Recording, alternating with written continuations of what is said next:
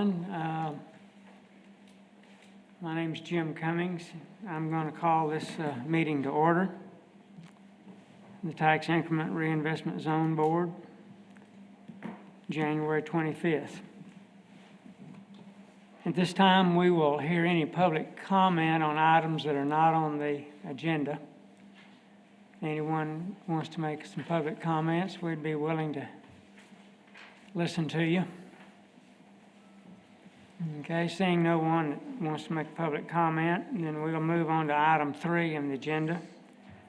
Consideration of approving the minutes from the January 11th, 2022 TIRZ Board meeting. At this time, I'd like to thank the board for your indulgence in my absence. We had some major surgery in our family in mid-December, and I felt like I needed to stay home and not bring any COVID home. Our immune system was a little weak, so we've gotten through that, but appreciate the vice chairman sitting in for me and taking care of business, so thank you very much. Okay, I think all of you have the minutes of the January 11th meeting before you. I would entertain a motion and a second to approve those minutes, and then I have a comment about them. Well, we did not eliminate the property tax abatement option. Okay, well, I was going to make a comment about that, Greg. Well, let me go ahead and make my comments, then I'm going to need a motion and a second. But on some of these items, in reviewing the agenda from the January 11th meeting, there are items that are mentioned like what qualifies as required matching funds and should matching be required and some of these other items, but the minutes don't denote in short form what was decided. So really it's hard to, of course I wasn't here, so I can't judge whether they're accurate. And of course Greg's comment is well made, but I would hope that our minutes would at least have some brief comments. Going back and looking at previous meetings, our minutes do have little comments about agenda items, about what was discussed or what was decided. So I think we need to have that done. I think you're right, and I think given the number of changes that we'll need to make, it might be best just to table this and we can bring it back next time. Okay. Rather than try to hash through all those. Okay. Greg, would that be all right with you if we just table this item and let them come back? Because you've made a comment about an item that I think this reflects what was presented by staff. It's more of an agenda. You all made some changes, and I don't think those are reflected, but we can go back and update those. Yeah, that's the only change we had on there, which we left that in there. Right. We can fix that, but I think there's some other things. Well, in other words, I'd like to know, and again, I apologize for not being here and not knowing some of this information, but I'd like to know what qualifies as required matching funds, should they be required, and whatever. That's fine. So. Anyway, let's make it a motion and a second to table this item, and then we'll have revised minutes brought back to us. I make that motion. Okay. Second. We have a motion and a second to table the item number 3 on the agenda. All in favor say aye. Aye. Any opposed? Okay, so we'll table that item for our next meeting, and thank you, Greg, for bringing that up. Okay, we have, and I'm not going to embarrass myself again. That's why I always ask the question, why do we have to keep electing our vice chairman? Well, I would think if we just get him elected, we'd be safe for a while, but evidently I can speak to that first. Okay. First, I'll explain why we're not electing a chair. Yeah. State law requires that TIRZ boards, the chair should be appointed by the city council. Right. And that does have to be on an annual basis. Yes, and at their last meeting, the city council did reappoint Mr. Cummings as the chair for another year. And similarly, the state law requires that the vice chair be elected every year and serve for 1 year. And so we do have to do this every January. Okay, but not every month. So, I mean, we were going there for several months. Every month we were having to reelect John Mark as vice chair. So anyway, we'll do that this time, and this will be good. It should be just once every January is how it should be. Well, I'll entertain a motion for the election of vice chair then. I recommend we elect John Mark by acclamation. Okay? He served so well in the last year, why not give him another chance? Give him another chance. All right, well, we have that motion. Lesser politicians have get the second There chance you than go. John Mark. There you go. All right, we have a motion. Do I have a second? Second. Okay, by acclamation, all in favor, say aye. Any opposed? Congratulations, Mr. Vice Chair. Thank you. All right, we'll move to item 5, the financial report. Mr. James.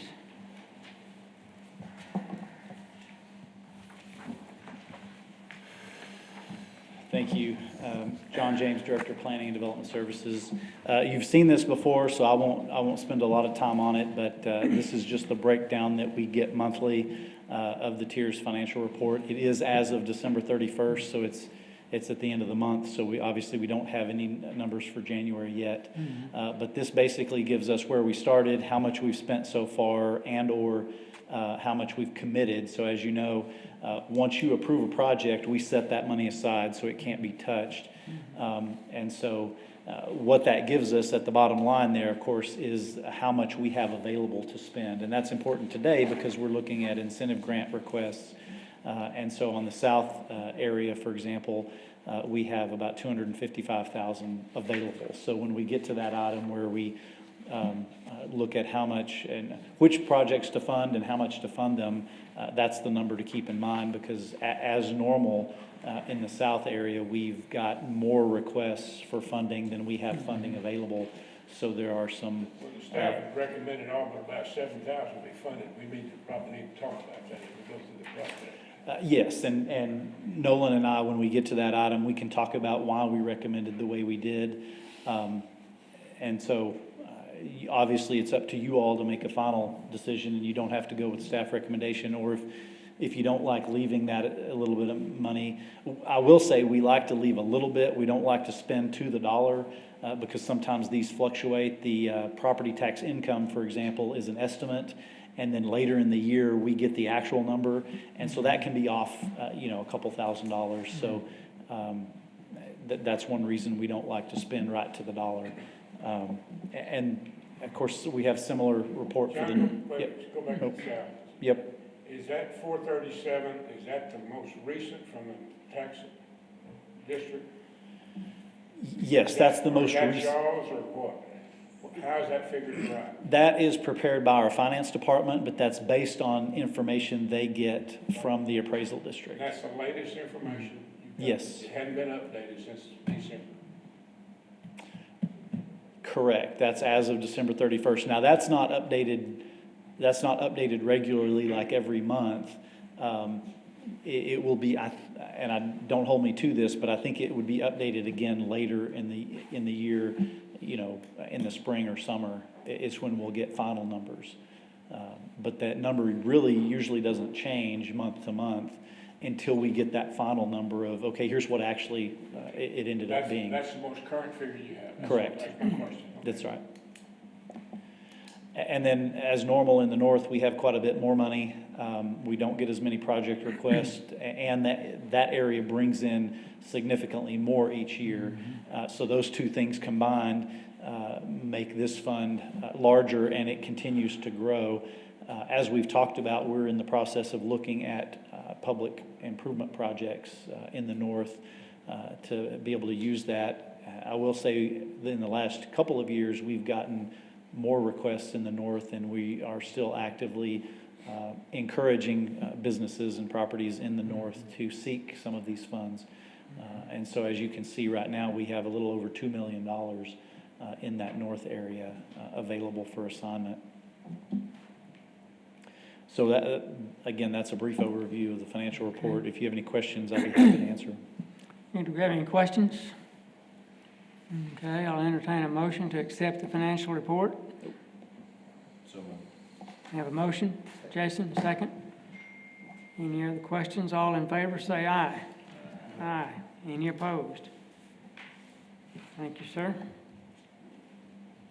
Okay, item number 6, update on the status of the improvements or projected potential improvements on 4th Street. Yes, and my report is different than I thought it was going to be this morning, which was nothing to update. I did get an update just this morning, which is good news. Our Public Works Department has just talked with TxDOT, I think, yesterday, and so they believe that the situation up there is moving forward. It's not resolved yet in terms of ownership. But they believe that it would be worked out such that they can begin planning for a project. Are they gonna quit claiming, or are they gonna give you an easement, or what? Well, my understanding is TxDOT is willing to give that property or sell, I'm not sure exactly how it will work, to the city. As I mentioned last time, there's still a dispute with a property owner in the area over what part that property owner owns and what part TxDOT owns. So that will have to be resolved before any project can actually move forward. However, like I said, our Public Works Department is comfortable enough to go ahead and start surveying and planning a project, because that'll take a number of months to actually design a project. And so they're going to go ahead and move forward with that. And then so hopefully at some point we'll have plan designs for that street and resolve the property issues, and then we could come back to you all to request funding to make that project happen. Has the staff started looking at potential areas of funding for the source? Not yet. I mean, I think the one we have is you guys. I think that's the... There's 3 or 4 others too. Sure. You don't have to just tap TIRZ. No, and that's something, as they start the project design, that'll also start looking at that. It's the start of our capital improvement program process coming up very soon, so they could look at that as potential funding as well. There's also community development funds and other funds too. Right. And that's with a project like that, that's one thing they always, early in that process, as they start to figure out initial cost estimates and how much we'd be looking for, then they'll start to look at different funding sources. How much right-of-way are you looking at width? I'm talking about what is right-of-way that you're potentially looking at. That's something that they will look at in the design process, so they have not done that yet. I guess one thing I would ask this board, either today or maybe at a future meeting, is if you all have any input or concerns about what it is we're trying to accomplish in terms of project design. Obviously, they do that all the time, and they'll go into it and look at what does this street need. But if you guys are going to be putting funding towards it, and you all do have suggestions about what is it we're trying to accomplish, they'd be happy to get that input as well. But you're satisfied, or the city staff is satisfied, that with an agreement from the states, you have the appropriate amount of right-of-way to design a street that goes through? I would say no, but we are confident that we can get there. And given that it'll take months to design. How many months? I don't know. I mean, it's a few months to, it just really depends. And I don't want to speak to that because that's the engineering and public works folks. Mm-hmm. And that depends on what other projects they've got going and priorities. But like I said, they're comfortable enough to move forward to start the design project with the hope that by the time they get done and have a project ready to go, that all these property issues will have been worked out by that time. And if not, those plans can just sit there until that's worked out, but then they're still ready to go forward. Well, I'm a little bit frustrated, John, because this has been going on for about 4 months now. And all of a sudden, the city staff decides, after I bring it up, that, yeah, we can work with the state. I mean, there's also a property owner here, and he can speak for himself, but I don't think you're going to have any problem out of him if that's an issue. What I'm saying to you is I would expect the staff, the engineering staff, or you or somebody to resolve the right-of-way issue and bring it to us so we can make logical decisions of what we want to recommend to the city council, if anything. Sure.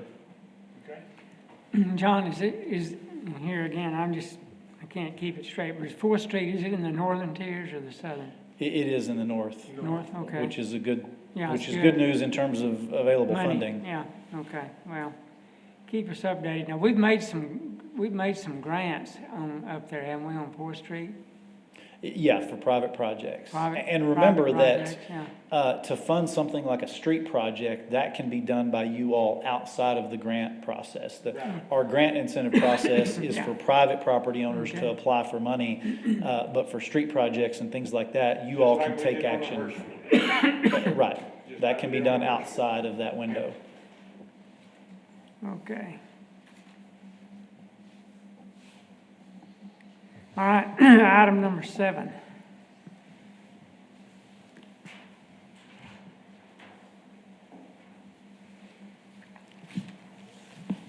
Good afternoon, Board. Nolan Sosa, Economic Development Administrator. I brought this item to you all in a brief update last month and kind of gave you an overview of the situation with Miss Lara. Her property is at 124 West 4th Street, and she has a number of different incentive agreements. In fact, she applied for an incentive in an earlier 2020 cycle and received a grant of $70,197. That's the grant in question today. She applied for a later grant that started one cycle later, so those agreement terms are staggered. There's about 6 months difference between them. The agreement before you all today is her earliest agreement, the agreement that became effective in February of 2020. Typically, the terms for our TIRZ agreements run for 2 years. They have 2 years to make those improvements. Ms. Lara sent John and I an email request outlining that she has substantially completed the work with the exception of a few items. So just to remind the board, she was to make facade improvements, asbestos abatement, and she sought some reimbursement for development fees for a total of $70,197. She has requested a 6-month extension through August 17th of 2022 because the term would normally expire February 17th of 2022. The reason for her delay is the permitting process. She has some permit submissions that are still pending for her awning installation, permit submissions and approval for her upstairs double door installation, and she says that these are the only items outstanding to complete her TIRZ project. So she says that the reasoning behind her request is a construction delay due to manpower shortage, the permitting process, and on a side note, she also incurred a personal medical injury that prohibited her from carrying out that project. So as to specifics of the project, I would refer questions to Ms. Lara, but I'm happy to entertain any questions about the nature of the extension itself. Mr. Sosa, so that, when we approved it back in 2020, and y'all put that in the, of course, City Council approved it, they put that money set aside in 2020s, right? Or are they gonna take it from this go-around? Correct. So to kind of articulate, we have a pool of money. So we come before the board and say, this is how much is available for assignment. Whenever the board awards a project, we take it to council and they award the projects. We take that money, set it aside and commit it. So that amount is deducted and it's not reflected in balances moving forward. So the money for Ms. Lara's agreement is already set aside and obligated for her project. So this extension would have no effect or bearing on the projects before you later today. Okay. That's a good What are the question. delays in the permit process? What's causing that? I'm not aware of that part of it. That would probably be a question for planning and permits, but I'm not familiar with the nature of her delays. Are you aware of those? I'm not aware of anything on our end. I believe that it must be on her end. Right. It's always on, Making the, never the city stuff. No. well, I wouldn't say that. Sometimes it is on our end, but I'm not aware of anything we're holding up for that. Well, I'd just say, we're anxious to get anything and everything that we need done on 4th Street done, so I don't want to complicate her No, I don't either. life, so I'd be willing to entertain a motion that we I move grant it be extended into the deadline August 17th. recommended by the staff. I just have a question. Is this the only extension? This This is the- hasn't been extended before. No, sir. This would be the first extension. All right, so we have a motion, we have a second. Second. Okay, John Mark seconds. Any other questions? All in favor, say aye. Aye. Any opposed? let it be done. All right, item number 8. First incentive award cycle.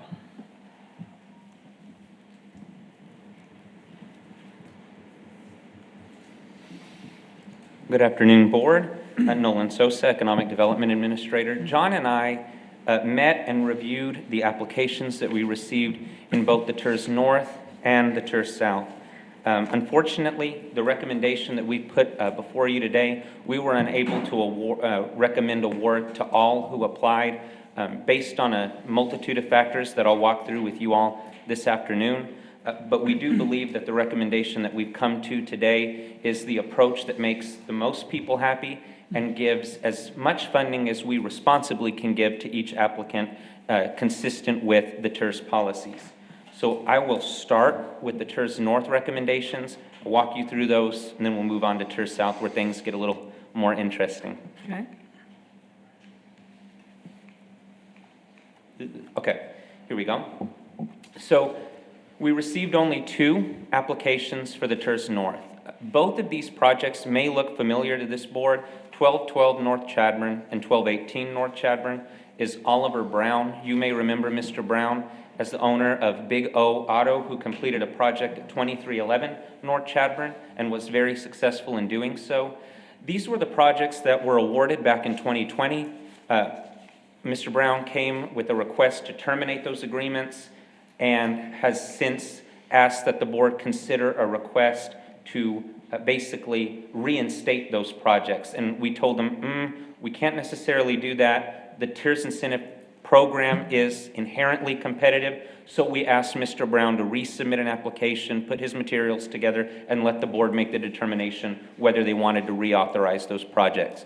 So these are the same projects that were brought before you in 2020, but we wanted to give the board an opportunity to weigh in and determine whether they wanted to reinstate those 2 projects. John and I have recommended full funding for both projects due to the availability of funding in the North Zone for an amount of $150,000. And of course, the amount available for assignment is $2.15 million. So the North can certainly accommodate these 2 projects. How much is for paving? How much is for paving on each of those?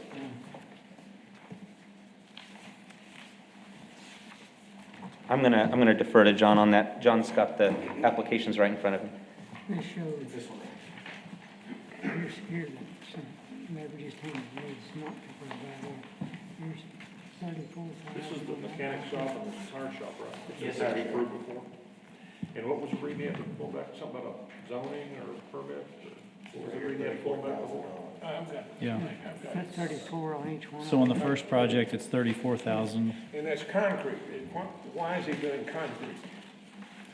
That I'm not familiar with. If we have the applicant maybe here today to discuss their project, they're doing paving, they're going to do demolition of an existing building, install office space and a car service area, and then do outside storage screening. But as to the specifics, why they decided to use one material versus another, unless that's explicitly stated in the narrative, we don't have that information as staff. I'd like to know how much, why he's doing, if he is doing, I don't understand, is he doing concrete paving for the parking lot, or is he doing asphalt? That's the question. Sure. And if the applicant's here, he can probably answer that. I I apologize, but we don't have that information right here today. Do you have a breakdown of that component that says, concrete removal and disposal of existing concrete, poured new concrete slab, paving, 34,000? Yeah, You have a so- breakdown of that 34,000? No, this No, sheet sir. you got is what they provided. Right. They will, applicants will sometimes provide quotes from a contractor to justify the expenses, but they're not required to do that, and sometimes they do, sometimes Does they he don't. have a parking lot? Is there a parking lot to be considered? Is that part of this? That is part of the application for both properties. He's going to make a parking lot that is kind of a contiguous parking lot between those 2 properties. It would kind of connect the 2 properties, and it would be like a shared parking lot between the 2 addresses.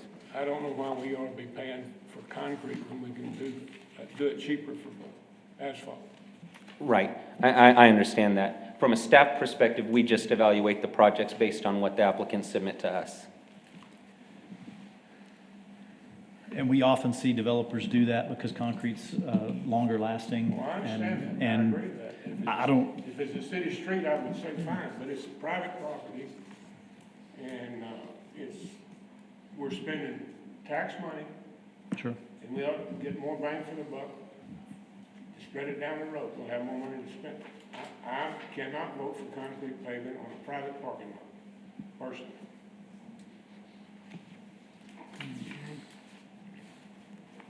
Do we have any other questions on these two projects before we move on to the TIRZ South? Before we move on, I would just say if that's the feeling of the entire board, we would either have to table this and have them come back with a better estimate, or you could approve it contingent upon them reducing it from the 34,000 to whatever it would be for I'm not paving. opposed to him removing any concrete slab he has or any concrete impediments he might have on the parking lot. But I am opposed to him, if he is going to pave the parking lot with concrete, of doing that on Right. private. And I would make a motion that it be approved contingent upon the parking lot must be done in asphalt. But, and any concrete impediments can be removed. That's no question about that. Well, I don't, I appreciate Stephen's expertise. I don't have enough knowledge between concrete and asphalt and pros and cons. So do any other board members have any comments about?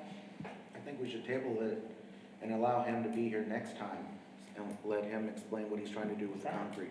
That's fine. So Jason, you want to table both these applications then? Yes, sir. All right, you make that in the form of a motion? Yeah. A motion to table it to allow the applicant to be here for the next. Second.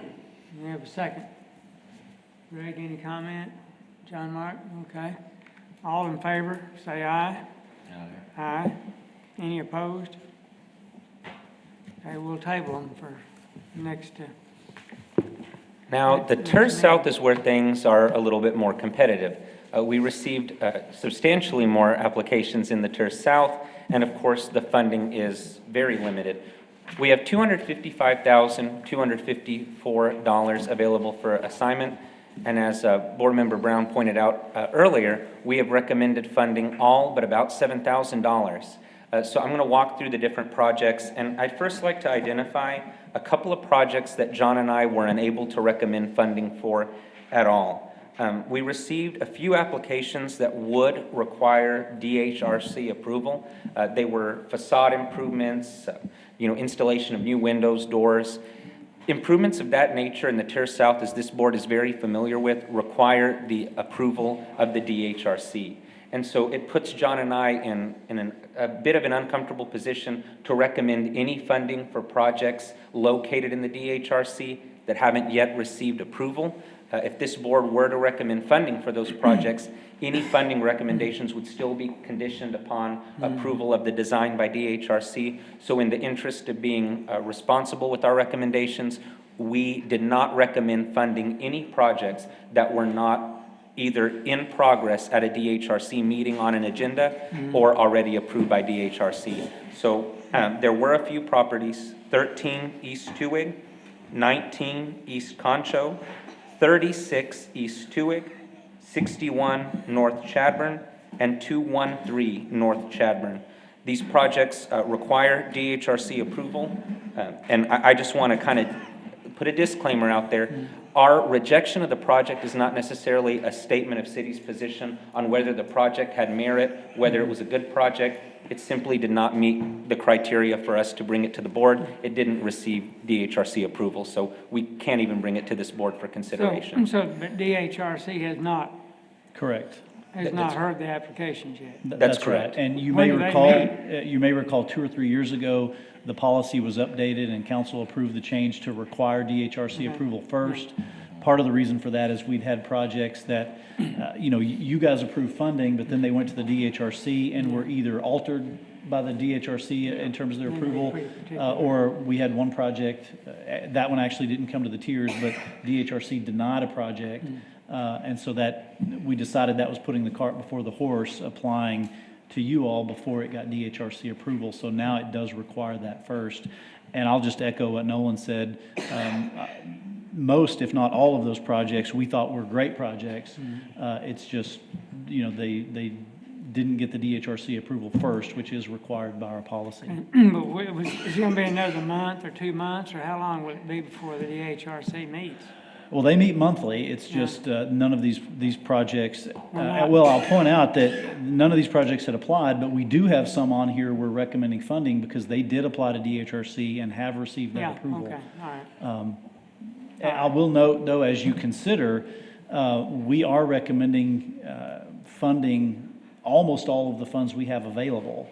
And so if you choose to fund with the staff recommendation, you, by necessity, will be telling the applicants who have not gotten DHRC approval that they're going to have to wait until next year Another cycle. to reapply. Normally, that would be another cycle in 6 months, but if we expend all of our funds for the entire year, we won't have another South one in 6 months. It'll be a full year from now. So, Well, go ahead, Jason. No, go ahead, Jim. so when I was looking at these projects, and all of them are great projects, what I try to judge my vote on is how soon are they gonna be in business? I really don't like voting on nonprofits. I like people to bring in sales tax downtown. Obviously, we need it. The South needs it. So I know you said we have to wait for DHRC, but could we vote still on a project? And next month, you said they meet monthly. What happened if they vote yes for the following month? And I would.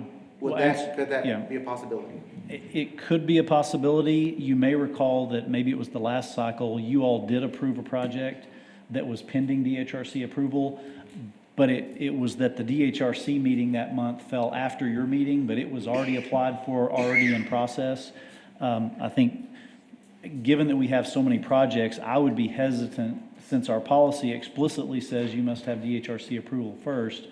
I would be a little hesitant to approve a project prior to them getting that approval. Now, you could delay the entire cycle for a couple of months to give these projects time to do that. I would be hesitant, again, if you approve the funding and the DHRC approval changes the design characteristics, then you would be looking at those projects having to maybe come back to ask for, if the DHRC required them to do a material that was more expensive, well, now they may be coming back to ask for more money because they had to change the project. That's part of the reason we require them to go first. Okay. So what happened if the applicant's asking for the full $75,000? I mean, and they're pouring in a lot of money into a building already. So I mean, that's not even a fraction of what they're putting in already. So do y'all ever consider that? We do. In fact, one of the criteria, and that's part of what we're going to walk through here in a moment, is the aggressiveness of the match. John and I, in our conversations, we looked at the projects. After removing those projects that had not yet received DHRC approval, the very next thing that John and I discussed is how much are they asking for, what is eligible, and how much are they putting up as their own match, and that's how we rank those projects in order of priority. We had one applicant, for example, Hotel Angoria, that called out in their narrative that they plan to invest over $3.1 million to rehabilitate a hotel. So that's a substantial portion, and that project will generate not only sales tax, but hotel occupancy tax for the city. So these are all criteria that John and I consider when we evaluate the projects. And I would suggest, if you're interested in it, you're going to have to pick and choose which to fund because there's more requests than we have funding. I think if the board is interested and you think some of these projects that haven't gotten DHRC approval should be higher priority than the others, I think the better course would be to, you could identify that, but I wouldn't recommend approving it until they've gone to DHRC. In other words, set aside the funding for that. So, and I'm for that, but all I'm saying is if they're asking for, say they're asking for $5,000 and they need DHRC approval, I'm not saying I don't want to help them, but let's put them in the background and let's help someone that's actually going full throttle with it. So. Mr. Chairman, comment. Excuse me, go ahead. I'm a little frustrated, and John knows this, with the DHRC process. We've had 2 monthly meetings in the last 2 months, and both when Unfortunately, staff was ill-prepared to present the projects that were presented, and therefore DHRC could not vote because they didn't have the requirements. The information that was presented was insufficient, and DHRC could not vote for those projects. John, am I right? Well, I guess I would explain it a little bit differently. In those cases, we asked the applicant for more information. They did not provide. We chose to take it forward at the applicant's request to the DHRC. The DHRC has made it clear they want all the details, colors, materials, all of that. We're going to change our process where if they don't provide that, we won't even take it to the commission. But in the last 2 months, we chose to take it to the commission even without the applicant having provided the additional information we requested, because they wanted to move forward. So we thought we would let the commission decide whether that was sufficient information or not. They decided it was not sufficient information. I will say, just for clarification, that did not impact any of these projects. These projects we're not recommending funding have not even applied yet to the DHRC. So it's not as if they've applied and just haven't received a decision yet. They have not even applied yet. Well, let me state on behalf of the chairman, you know, I'm leaning toward, let's go ahead and take care of business as presented. You know, the DHRC, they're particular, and I don't want to let them dictate our time frame of taking care of business. So let's just, I would state that we need to go ahead. Yes, ma'am? We have a couple inquiries and comments too. I don't know if it's appropriate to come to the table or just speak out. Yeah, I'm with her, so we let her go first, but when we allowed to say what we got to say? And this would be open for a public hearing once staff was done with the presentation, which I think would be now.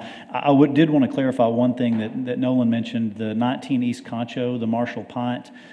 They technically don't need DHRC approval because all the improvements are interior, but because all the improvements are interior, they don't qualify for TIRZ funding. So we're still not recommending funding, but again, they weren't proposing anything that is eligible under our criteria. Okay, so I'm allowed to open it up for public comments? Absolutely. Okay, all right.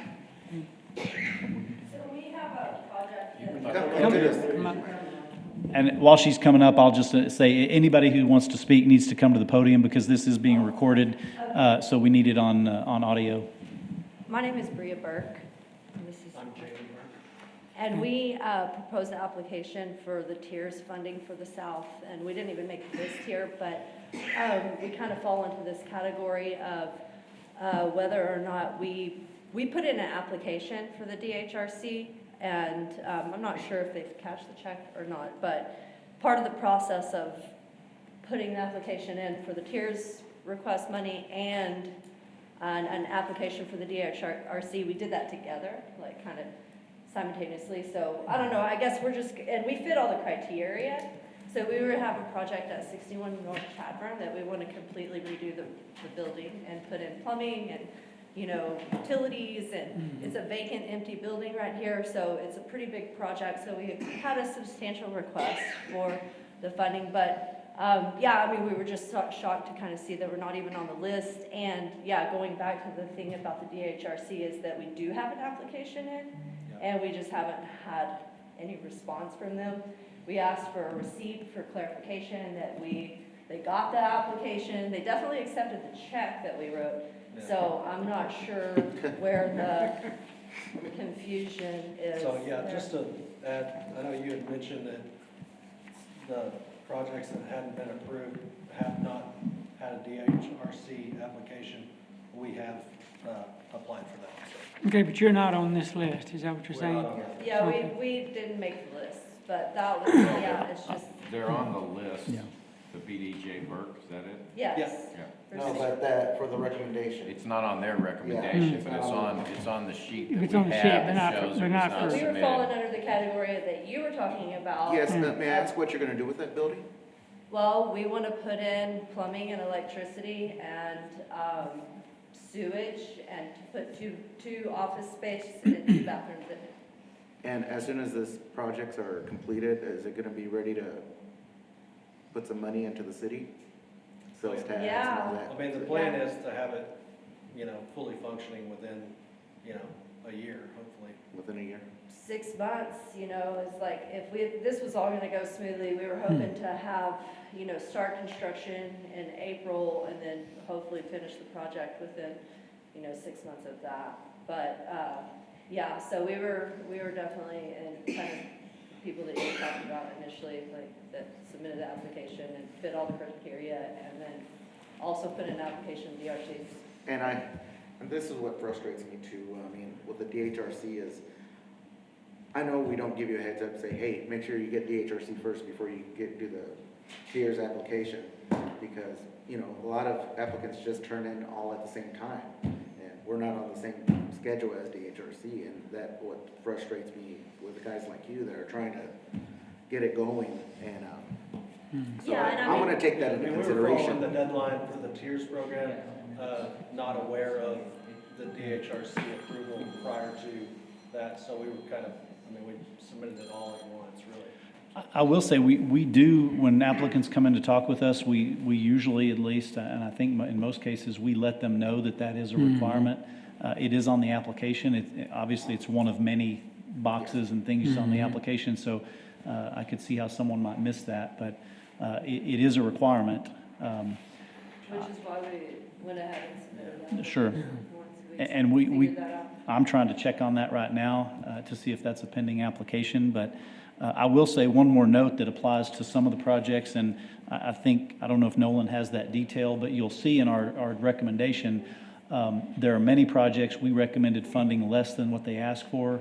Part of the reason for that is, as we discussed at the last meeting, certain types of project expenses are ineligible, and so I know you mentioned plumbing and interior work. That is not eligible for TIRZ funding, and so. That's not what we requested the funding for. We were doing all facade improvements, all Well, exterior. the plumbing was a big portion of that, but part of that came from the exterior, connecting a line from the sidewalk on the street to the building. Sure. I just wanted to make clear, a number of these applications had expenses included that were interior improvements that aren't eligible, and so we struck those out in terms of figuring out what we could fund on, on ones that we recommended funding and on others that we didn't. They had the same issues. Well, Theirs is one of the ones that down in Valley, I looked through several, but they had facade improvements in there. And looking at our, even looking at our last still in our minutes of the, facade improvements is one of the things that's our higher priorities. So I'm with Jason that, where do we fix those and how do we, if we fully fund everything and we don't, and we tell all these people they ought to wait a year to come back, I'll struggle with that. yeah, I do too. I really struggle with that. And like I said earlier, I think if that's your feeling and there are projects that you think are higher priority that should be funded that don't have the DHRC approval, I think the better course of action, rather than approving it conditioned upon that, is to possibly wait to allow them to go through that process and reconsider these.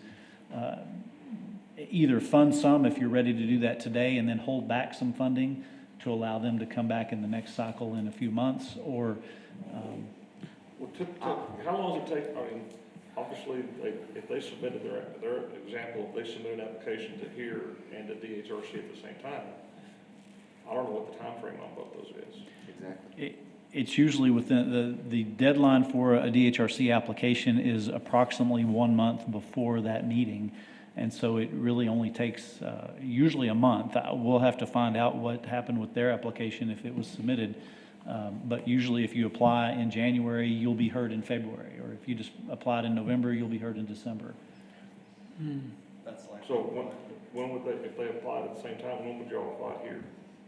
I think they would be up for the February, it was at the beginning of January Yeah, that we we met with filed for Marla. the DHRC, because we put this application in the day before the end of the year. Right. And then the next day, on the 1st or the 2nd, is when I filed for the DHRC. So January?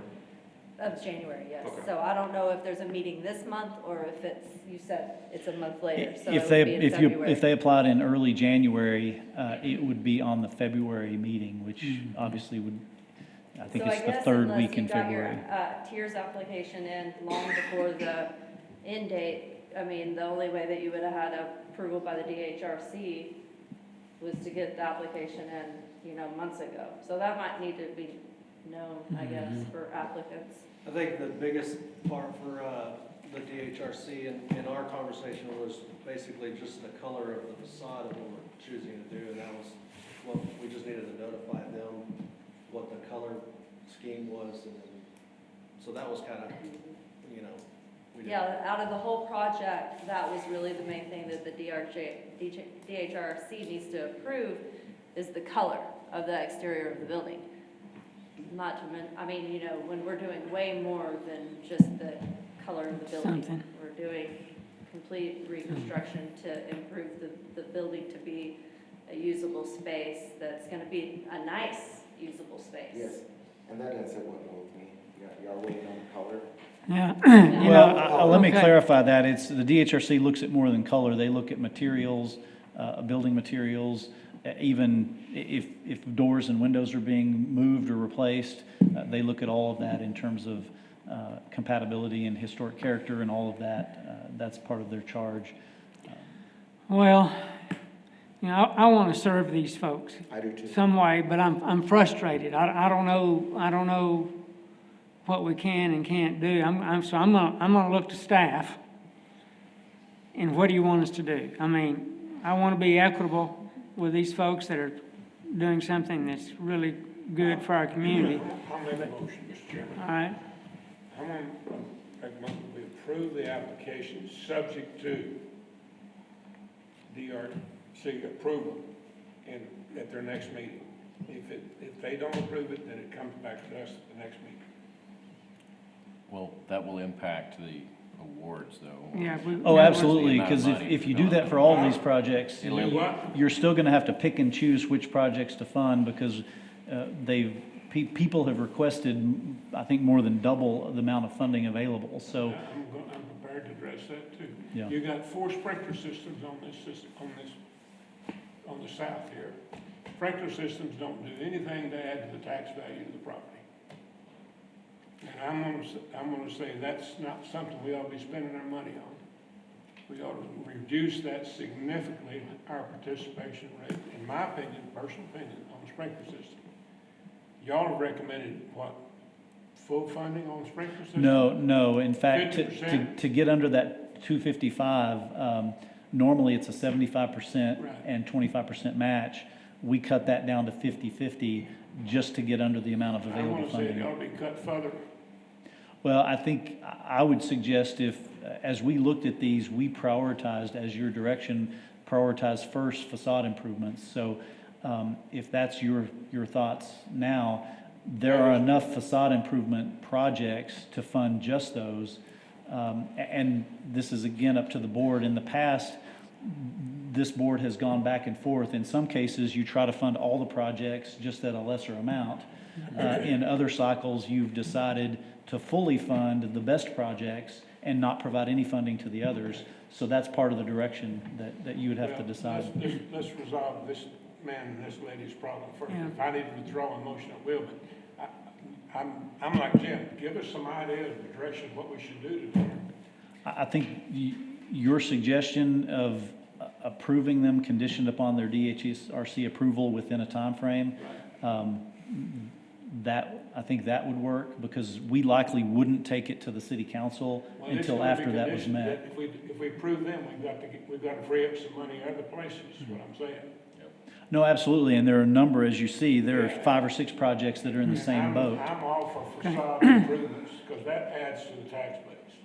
And that's what we're all about. Okay. You don't add a nickel to the county or city tax base by putting that sprinkler system. Well, I will say, I guess in fairness to those properties, some of them are talking about remodeling vacant buildings that don't bring any sales tax and have a low property tax value. They're improving those buildings to open a business, which will raise both the property value and sales tax. and the sprinkler system is a huge expense that this requirement. is helping them to achieve. So I don't disagree that this board has said that's a lower priority than facades, but there is a reason that was included as a specifically eligible funding amount. I mean, I'm all for making a building operational. We need to get people in these buildings. There's a lot of vacant buildings downtown. But if they're here right now to talk for themselves, if they're here right now spending money on the buildings, coming out, I mean, I think we need to help them. Well, I mean, if they're ready to rock and roll, I yeah, think, like Jay Willie's building, I have nothing against that, but that building's but I don't see that building going anywhere. I think then you have to go back to the drawing board. Yeah, I mean, on all they're that. asking for 28. Agreed. So, well, I'm gonna be for gutter sprinklers. well, let's find out. I'm sorry, if y'all just be patient with us. We're trying to, yeah, and we're trying to, we trying to want to work help through all this. y'all. John, how much was their request? It's not on, Are there other comments? Other comments from other folks? Oh, okay, thank you. We're gonna let the other. Okay. Their request was roughly $69,000. Now, again, some of that was for ineligible expenses, so we would have to go back and recalculate oh, that. okay, all right. Yes, sir. My name's John Castillo. Me and my sister own the Tarpley building. This is actually the third time that we've come to put one of these things in. Last time we put 385 to get a sign. We own Fat Boss's Pub. And to try to get the easement for the sign, well, we didn't get the money funding for that. I wasn't going to try to do it this time because I was like, you know what? We've done all the stuff we do downtown, fix up the buildings. We don't ever ask for any money. But this project we got is going to be a bar and restaurant in the Tarpley building. So I got with Jason's people I know, and I was told that under the contingency that the DHRC approves, mine's just color and the material from the awning, which my rep has sent, because nobody in Angelo does awnings anymore. The closest one is Abilene. So they're sending me the material. They want the color of the material. Then they've got to approve the exterior color. So it needs mortar, it's breaking, so it needs to be fixed. So I talked to Mr. Fisher the week before, and he was gone. He didn't call me till 6 o'clock in the afternoon. I was already at home. He says, John, actually today's the final day. I said, you calling me at 6 o'clock? I've been calling you all week to figure out. I had some questions on the application, because it's kind of difficult if you've never done it before. My sister was handling the project, but she had to go get some emergency surgery. So I was told, I would have never went through the loops and all that. I was told that if y'all approved it, the DHRC approves my colors and my awning material, that y'all would release the money, or else I wouldn't have gone through all that trouble. But yeah, they've already cashed my check, and I'm in the February, I checked my bank account, so yes, I turned my application in. They took the money, and my check's been cashed. So we're trying to get this restaurant done by, hopefully, you know, the way the city sometimes, and I've done plenty of projects. I own G Auto Glass too. I remodeled that building, added onto that building, and the city sometimes you can get plans from an engineer and architect, and they're stamped by the city, and then you get going, and they show up, and they're like, hey, that's not right. Well, I mean, your engineer stamped them. I've had that happen to me before. So, I mean, they don't definitely make it easy. No. I've done this plenty of times, and they don't make it easy. So, I mean, I do want to try to get this deal done this year, but that depends on the city, you know, plumbing, you know, materials, you know, right now it's so hard to get people, so I've already got my plumber, it's a friend of mine, lined up because he's like 6 months behind, but then you're going through the city and you get some engineer plans and you get some architect plans, and they approve them, and they show up to your building to give you a permit and look at it, and they're like, that's wrong. And I'm like, well, I mean, that's why I hired an engineer and architect. You signed them, you stamped them. And I had that happen to me at Fat Boss. We're going to put a kitchen restaurant there. They went down there, they marked it, TXU marked the gas lines and all that, and they were going to start digging. And they said that was the wrong markings. And we had already paid for all that to get that kitchen put in, to get that grease trap put in. And if my plumber wouldn't have noticed, because he said, John, it can't be that many feet. It has to be more feet than that from the building. Well, I didn't know. That's why I hired an engineer. The city approved the plans, and when we went to go dig, it was wrong. And I don't know if people remember it, but it was in the alley. I don't know who was on the board back then, or the city, but that happened to me. So all that money's gone. So that's why I'm really frustrated now that we weren't even considered. And, you know, I did everything they told me to do. I've done it more than once, and we still don't get, you know. I mean, you're talking about, that building's been there forever, that Tarpley building. It needs to be restored, needs to be redone. I mean, I think it's one of the oldest buildings downtown, you know, and I wanted to put a restaurant in there, a nice restaurant. And I was just trying to figure out why. I heard what he said about, and nobody was getting approved and if they had a deal with the DHRC, but I was told that if you approved it, then of course, if they approved my colors and all that, then we could get the money. But now they're saying that they're not even, I wouldn't even done it. I just would've said, okay, missed the meeting, I missed the deadline, they took my money, I wouldn't even done it. So that's where I'm kinda confused, like, don't tell me that we can get the money and go through all these loopholes, and then you tell me that if they're not even considered, I wouldn't have done it. I wouldn't have took my money up there, I wouldn't have took my check. Now, are you on this list anyway? Yes, sir. I'm not on that list, Okay. I'm not on the recommendation list, I'm on Which one are you in? Which property? the C, 13 East 2, the old Tarpley Music Store. Used to be Caldwell Music. It was Caldwell, yeah, it was Caldwell Music. It's on here, it's 13 East 2, Yeah. it's on this sheet. And that would be a good block to bring life to downtown. I mean, Yeah. you know, when it gets dark, everybody goes home, that block is empty, you know, and I would like to see something happening, you know, in each block downtown. I mean, you know, businesses might be hesitant right now, but if there's more life downtown, they might stay open a little longer. You Well, know, that's what we're they might trying- encourage people to open businesses How downtown. much Well, money our is goal this is try to fund everything we can fund. Yes, And unfortunately, our hands are tied that we have way more money in the north than what we can ever use. We don't get enough projects, we don't have enough money in the south. exactly. So that's why, whenever I look at these projects, I see what they're gonna bring to the table. And if they're gonna bring sales taxes and raise property taxes, so that way we can have more money for the South, for future Right. applicants, that's what I'm looking for. John, how much money is he asking for? This one is, looks like 61,500. Are all of them eligible? It appears so, yeah. Again, we did not review these as extensively as the others for that because they didn't have the DHRC approval. It's really up to you all, but I might suggest, given if that's the direction of the board, that perhaps we table these until next month and we could go back and review these more in depth. Well, And it gives them time to get their applications in for Talking about DHRC. both of these, or we just talking I'm talking about the whole, I'm talking about the whole list. the whole list? Yeah, and I was gonna suggest that, you know, the mathematics is gonna get real complicated here, unless we get on a level playing field where we can reallocate and look, but I don't know that we have any leverage on the DHRC. I wish we did, but we don't. But we need to, through staff's help and whatever, we need to push that some way because it's impacting. We have some very eligible, good projects that we want to try to assist. Now, the problem is limited funding. When we go back and start accepting and getting some of these other things approved, then our funding's going to be reduced per project because we only have a certain amount of money. My question, Jim, is, first thing is, if we consider tabling until next month, the whole thing, when does DHRC meet? Well, that's, They told me February 21st is when the meeting, is that what Jeff Fisher said? I believe that's the date. So that would be a week before our meeting. Let me ask a question. Let's talk about just the board a minute, to make the staff's job easier. How many of y'all would agree with me that we'll eliminate, because of the funding restrictions we have in the South, so that we can fund things that this board thinks are more viable, to eliminate any participation at this point in the sprinkler system? Thank you. yeah, thank you, sir. Thank you, sir. Yeah, I'd be interested if there's other public comment too. If there's any other public comment. Okay. Do we have any, I'm sorry, thank you, John. Yes, ma'am, I'm sorry. No problem. Just taking my time. Hi, I'm Amy Zetzman of Zetzman Investments LLC. I'm one of the people that's requested fire and sprinkler funding. In addition to that, I did ask for some funding for facade improvements, and I was able to clarify last week where my priorities lie. Right now, they're with the fire and sprinkler systems. Sorry, I get short. Take your time. Short breath.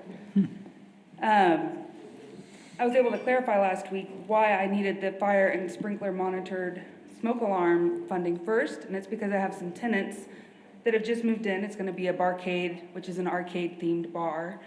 And they have to have the sprinkler system updated before they can open their doors.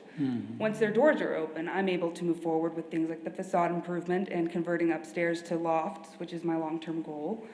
But the fire and sprinkler systems, those are really important, just to have the building function. At the same time, it's not very clear in some of the policies for tiers.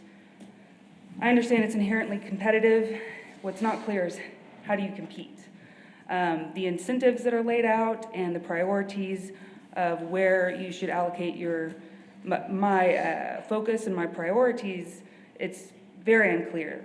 For instance, I would have kept facade improvements within this application cycle had I thought that was more of a priority to the TIRZ board than the fire sprinkler and monitored smoke alarms were. But because I thought the other, I basically swapped my application. And I did just want to update y'all on that building. It's a very large building, 109 South Chadburn. I purchased it back in March, and the downstairs should be opening in April as a arcade-themed bar, and I'll be converting upstairs to 5 to 8 residential lofts eventually. And I'm excited to do that and to provide extra tax money for the city. It would be nice to have some clarification as to which incentives are more important and where you guys all hold y'all's priorities. It's just not clear right now with the documentation. And I can address that. At the very last meeting, the board approved changes to our policies to make that more clear. So hopefully going forward, that will be more clear, both in the application. We'll update our handouts and flyers that we send people. So hopefully this will be the last time, because we recognize that that's been a problem. Okay, well, John, in last month's meeting, of course, I wasn't here, but did you discuss the sprinkler and fire systems? Yes, you all approved a ranking of projects that put the first priority on facade improvements and exterior visual improvements. Right. I believe second was health and safety. I think fire sprinklers came in third on the list, maybe. We've had this issue before, and we dealt with it, and my problem is we get down to this talk, and then all of a sudden we have, and I know we just approved these, but that's not what these people had when they submitted their applications. And so to try to pull the rug out from under them now and say the rules have changed is not fair either. That's right. I don't mind if we have to go back and look at each of these projects individually and decide which one we're going to fund and how much. I think that's fine. I just want to make sure that we consider everything that has been submitted under the rules as they existed, and that we not try to impose the rules or the priorities we may have now. It just needs to be a fair play as far as how those are going to be considered. So I would add that although it hasn't been officially in the policy criteria, that same ranking order is how staff has been reviewing and recommending these projects for at least the last couple of years. I understand your point that that's not necessarily what the expectation of the applicants are. And I also think there's some policy differences that probably among us, and I know, and I've heard the expression too, and I don't disagree that increasing tax revenue is a goal, but I was on council when we approved the tiers, and I don't know about anybody else, but one of my goals was we have all this undeveloped property, we have vacant buildings. These are the things that we need, and obviously you're hoping to increase tax revenue by doing that, but there are, one of the expensive things always has been with these vacant buildings we have is because it's so expensive to bring them up to code for fire code, for fire sprinklers and things of that nature. And so there are legitimate reasons, I think, that a lot of those things should continue to be considered, and to try to remove that out, I don't think that would be right, but that's a bigger discussion for another day. I also don't like the idea that everyone else, we've got these projects here that everyone's anticipating getting funded, and now we're talking about delaying it even further, so. And what upsets me about your situation is, yes, we do need sprinkler systems, but, that was a building a year ago, that was a operating business a year ago. And whoever had that building then, the city should have addressed that to them. They're like, hey, you need to update but that went, they let it go for so long, and then now there's a new applicant, and then the city comes in and says, hey, you need to do that, you need to do that. I think, I don't know. Yeah, and there was a chain of green tagging that, I had nothing to do with on that sprinkler system that is now, we don't know why they were approved last year, who knows, but now they're not, so I've got a $40,000. Well, I'm going to interject this thought. I don't want to be part of an organization from a moral standpoint where I knock out a sprinkler system and fire a smoke alarm system, and then something tragic happens. You said health and safety. See, to me, that would be a high priority on any project we're involved in. Just from a moral standpoint, that's what we bear that responsibility. And a lot of these old buildings, you're not going to be able to open a business. And John Marker, somebody that are in the insurance business, you're not going to get insurance without a sprinkler system and smoke alarm system. So, I have mixed emotions about all this. Is the city requiring a sprinkler system for you? For my tenants, yes. I'm just the building open, yes, sir. So, we're talking, hey, I get coached by several city folks all the time about, well, get the tax base up, and I don't take issue with that, but there are other issues as well. We got to get the tax base up, but I don't want to funding the sprinkler system, I just think we don't have to fund them at the level. Well, yeah, that's a different discussion. Yeah, that's a different discussion, because we're gonna have to, because I we're limited by some certain money, we can't. But I think the issue that's got us here is we now have some projects that the DHRC has not approved, and we're getting ready to award, but we're also hearing, well, maybe we should wait to see if they get DHRC approval by a certain date. Wow. And the impact that awarding those projects would have on the other funding. Right. I don't really want to make that kind of a decision on the fly. I'm okay with, if we want to see if DHRC gets these other approved, and then we recalculate and figure out how that impacts everybody. Okay. But For that. I don't That's where want to I'm just leaning. off the fly do it, but I know that also delays approval for other projects too, so. I think these applicants can wait one more month, rather than wait one more month and then they have to wait a whole another year or 6 months to fill out another application and be in the same scenario that they are right now. Well, and John, I would think we would probably also want you guys to be able to review those other because you said you didn't spend as much time reviewing them because. Correct. Because it didn't have DHRC approval. That's right. All right, folks. John, how are you gonna get the money? You don't have the money in the South to do the I know. So where are you gonna get the money? Well, and that's an important consideration too.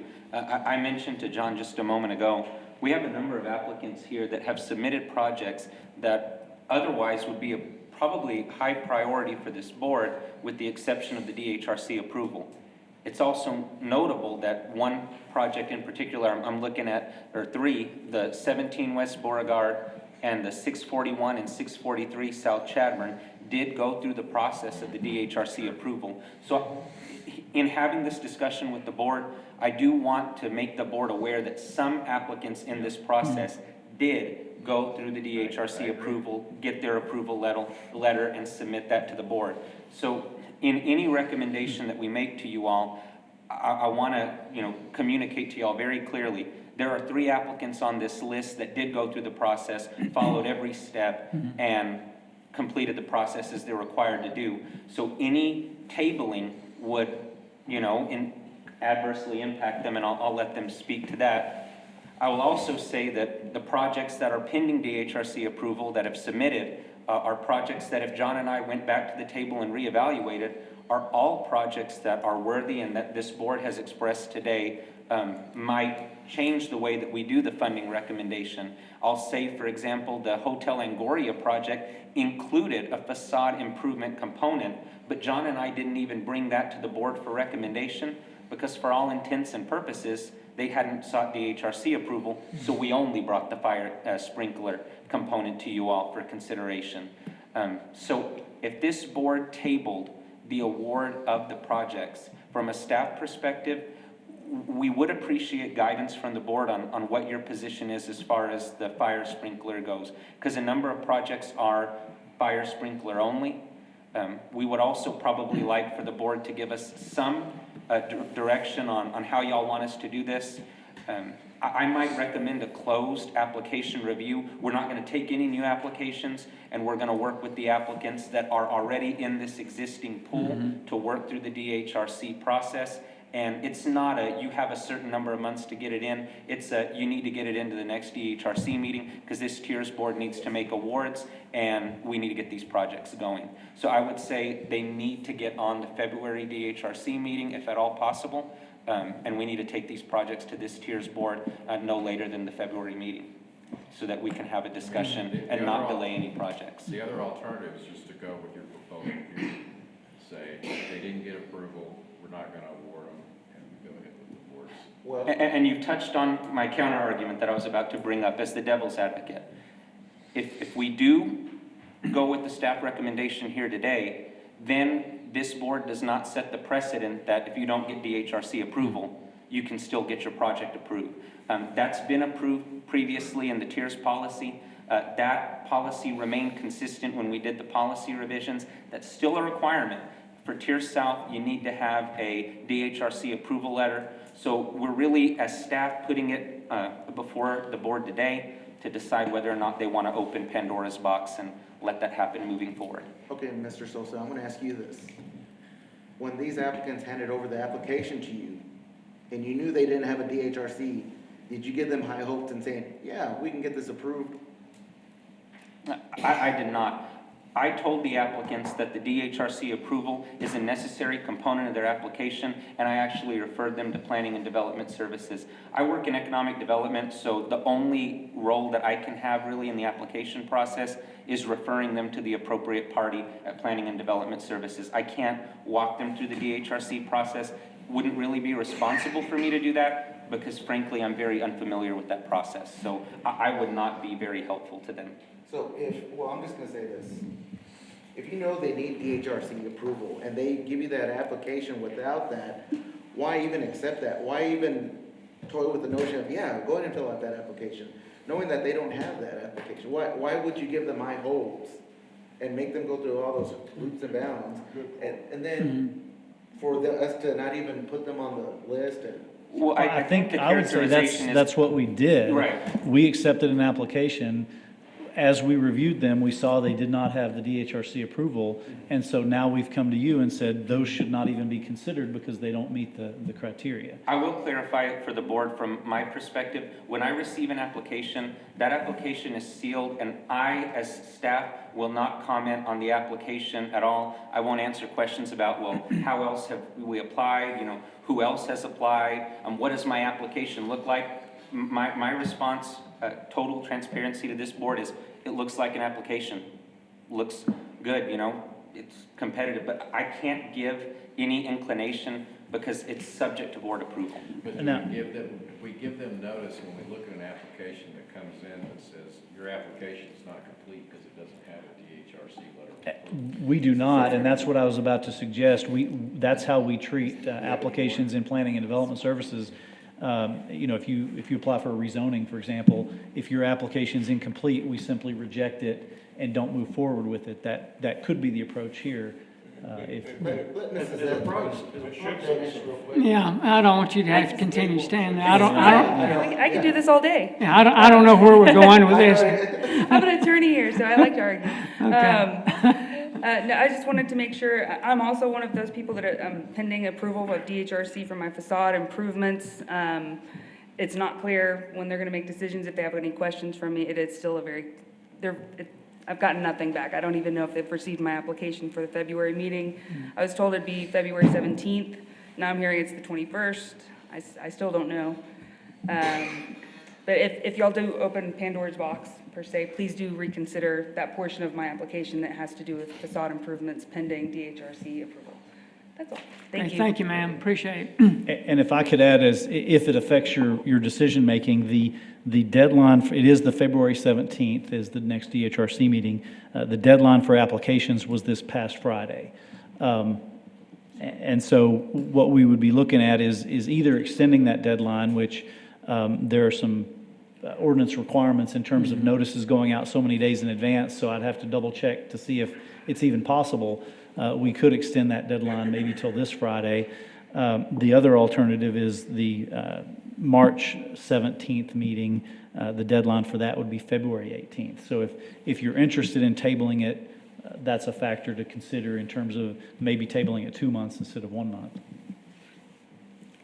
Yeah, as long as a member of the TIRZ Board, but as a private citizen, our challenge is the city is we want to be easy to do business with. And we've run into, today is a great example of we're not easy to do business with. People come in and do an application with this, and part of what they should know in advance, if they need a DHRC, and that takes a lot longer than a TIRZ sample, and the example we're given today is pick up an application, and it's gonna take 6-8 weeks to get DHRC approval because they had to apply a month in advance to get that. For example, they needed to apply middle of December to get on the January DHRC board meeting, so they could even come to us today to get approval. They should know that when they pick their application. How do we get that information to people to make it easy and fair to them? Because at the same time, these other people did that, and somehow they knew that, and maybe they did it way in advance and did it. But we got somebody sitting in the room today that came in January 2nd or 3rd, filled out our tiers, found out they needed to do a DHRC, the next day they went and did it, okay? But now they're penalized because they can't get on the DHRC meeting in January. They can't get in until February. So we're penalizing them for a year if we make a decision today on this. But at the same time, we're penalizing other people if we don't make a decision. Sure. We're putting them in a bad position, whichever one we do, because we're limited funding. I don't like to be put in that position. Well, I will say that, and we can look at making this more clear, but it is in the brochures that we have on the summary of here's what you need, here's what's needed for TIRZ application. It's in the application itself under the checklist of required application documents is DHRC approval. Now, if an applicant doesn't know what that means, they can contact us, and our answer is always, yeah, the policy requires DHRC approval for these kinds of projects. So we've tried to make that clear. Could we be more clear? Perhaps. But I don't think it's fair to suggest that staff is hiding the ball in terms of not providing adequate information. I'm not trying to say that. I'm not trying to put y'all blank. Sure. I'm just trying to say, okay, if DHRC takes 6-8 weeks to get that done, how do we make it easy for the citizen? Because if I walked up and if I went on TIRZ Board and I wanted to do my business and do something, I can't get my TIRZ deal, but it's okay, I need a DHRC approval, but I didn't know I needed to do that 2 months in advance. It makes it real hard to do that. That's what I'm saying. How do we make it easy and how do we make it user friendly? Yeah. That's my point. We have, yes, ma'am, an additional comment? Yes, ma'am. So I'm pretty sure, we were trying to look at the application, but I'm pretty sure it also says like pending approval. Not just do you have to have an approval when you turn in the applications, but it says, if there's a pending approval.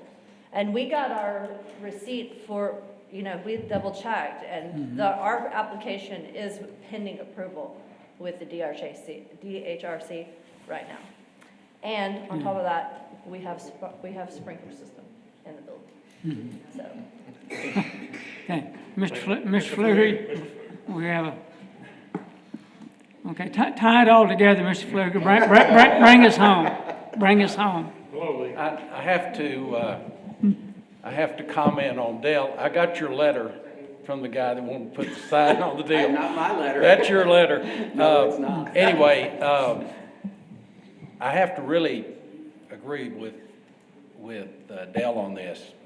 On my project, I've got a member of the DHRC helping me on that. Conversation that I got from him was, this started back in October. Well, we didn't have a meeting this month. We couldn't get a quorum. We put it up. We put the meeting off. Those kind of comments came from Henry, and he's on the board. And he said, well, we just need some different members on the board because it just doesn't meet. It doesn't function. I don't know where they're assigned or anything. And I have talked to Jeff, and Jeff said, no, we're meeting every month. We're right on line. So Jeff didn't realize that in the public, they were hearing the same thing Dale and I are hearing in DHRC. I didn't know, of course, I've been involved for a long time, but this deal here says your TIRZ funding application says DHRC approval could be tentative approval or what she's talking about, I don't know, if applicable. It doesn't sound like from this document, maybe it needs to be written just a little bit stronger. We'll do that it's, you have to, and my question, the reason I'm here is, did the city council say you have to have final approval or pending approval?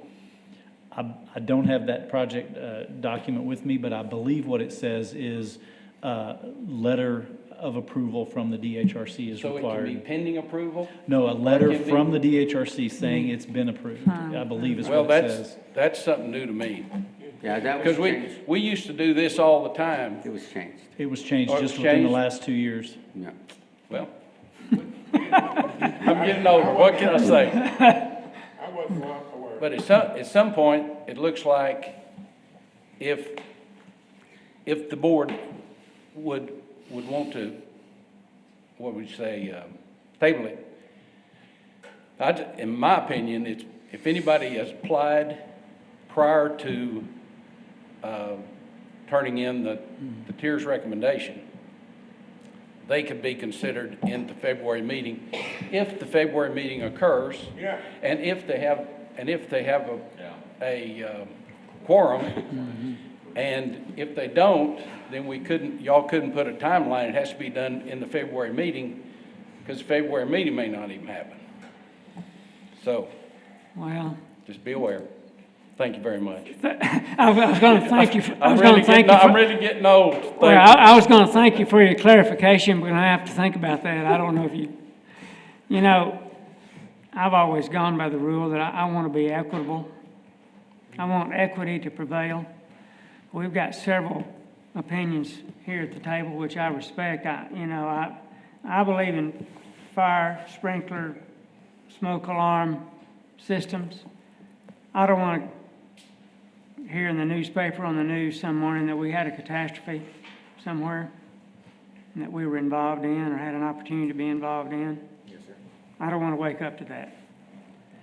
So that's where I'm coming from. Now, I'm saying to the staff, y'all deal with that as best you can. I understand the issue about the concrete versus the asphalt and this, that, and whatever. But, John, I guess I'm looking at you and I'm saying,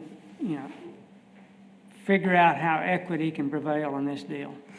Sure. I want to be fair to people.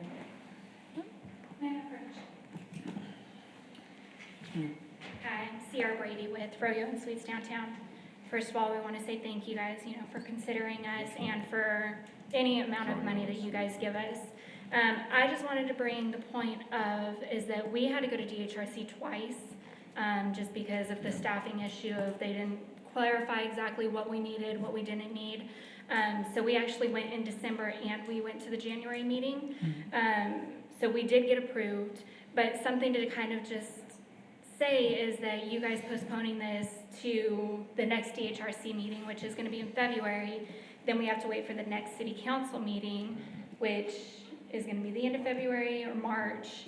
That postpones our business being able to open, potentially 2 more months, which is, we're going to be a frozen yogurt and candy store right downtown, which we're bringing in sales tax. So that does kind of hinder our opening date as far as you guys pushing it back these two months, which again, I don't want to see them ungrateful because we absolutely are thankful for anything that we get.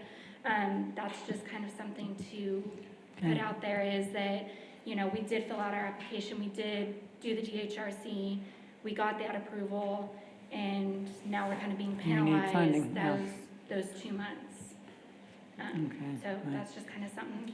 I appreciate your comments, absolutely. Also up here, I know you had the issue with paving. We are not paving anything, we're actually redoing our sidewalk. So we're tearing all of our sidewalk out and relaying sidewalk and stamping it, so. So you're gonna be open in 3 months? Is that what you're saying? We are hoping to have the last week of May or June opening. Now, we are waiting on a few things from the city. We have to get a variance and plat, but those are all happening in February. So we're hoping to start construction and demolition March 1. So that's our timeline as of right now. And we're hoping to be open by the end of May, June 1st at the very latest. Because, go ahead. Just so you know, we got a full breakdown of your whole application, everything. We've seen the Yeah. whole thing. Oh, So we okay. know the whole thing. It's not, we know not just the paving. That it's not the paving. We Okay. got the whole application. No, we've got it all right here. Oh, yes, sir. Yeah, I just wanted to clarify that. yeah. Yeah, they sent us the entire breakdown of the whole thing. So we got the whole project Yes, sir. on each one. Mr. Chairman, I'm gonna make a motion, Okay, and we'll see if there's a second of it, but I think factoring everything that I've heard in, I wanna make a motion that we go ahead and approve the staff recommendation as is. I know that that's not a perfect solution, for other folks, but I think people relying on the process that we've been doing and delaying that even further, is not a good outcome. So I'll make that a form of a motion. okay. Do I hear a second? That includes everything that's on the board here, you're talking about the south, In the south. As they've and recommended, the sprinkler system as recommended by the staff. as recommended. Yes, sir. Thank you. We have a motion and a second. There was a second? Was that? I said thank you. Oh, I thought you said No, I was just second. thinking- Sorry, we don't have a second yet. You know, y'all are really in a really tough spot, because I understand where everybody's coming from. I'm on multiple businesses, I get it, but I'm not gonna throw anybody under the bus, that's the kind of person I am. But people are in this building right now that told me that I could get approved if it was DHRC on a contingency. And now it's like, I'm lying. So, I mean, by you saying that it's on the application, like Mr. Brennan said, like, when I walk in there and you tell me you don't have this part, okay, can't do it. Don't tell me that it's been approved before on a contingency that they approved my colors, and I would have done it. Yeah. Would you accept amendment to your motion? Depends on what the amendment is. My amendment would be that we fund only 25% of the sprinkler system, not 50% as staff recommended. And I would agree with your motion if you do that. Otherwise, I'll vote against it. Well, it doesn't have a second right now. That's what I'm saying. I'm saying that you agree to amend your motion to funding 25% of sprinkler systems. But I agree but if you look at it, our first priority is the facade and the overall tax base and improvement. Rightly or wrongly, in the past, this board, our board, city council approved a lot of money that from downtown south that's not going to create any new tax revenue. But realizing what we've got for us today, if you'll free up 25% on this sprinkler system, you've got some money to spare and go down the road, you can do some other things next month. I don't think I would accept that amendment, but Okay. if it dies for a lack of a second, then I guess you're free to make your own motion. Okay? One alternative that John and I just discussed here is there are 4 projects listed here that receive the necessary DHRC approval and that are facade improvement, sidewalk, landscaping, that, like the Froyo group mentioned, you know, we wouldn't delay their project anymore. If we move forward with just the 4 projects, take the fire sprinkler group out and allow staff to allocate the remaining monies perhaps to these projects that are still left. If we just recommended the four facade improvements that have received DHRC approval, that have gone through the process and done what they needed to do, that would be $133,339. That would leave staff $121,915. We would work with the remaining applicants through the DHRC process and come back to the board with a recommendation for the remaining $121,000. Do you all like that? What you just heard? Yeah, I mean, I'm agreeing Okay, with what, that. okay, help me with the 4, you said there's 4. It's Point 'em out. 17 West Beauregard, which is the Froyo.